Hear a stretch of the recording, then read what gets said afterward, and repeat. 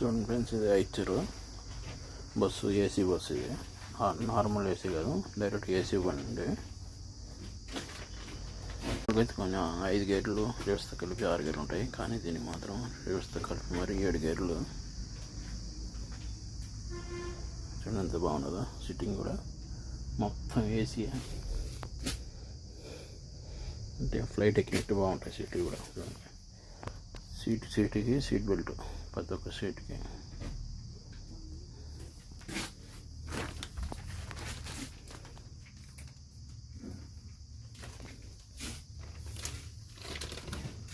AC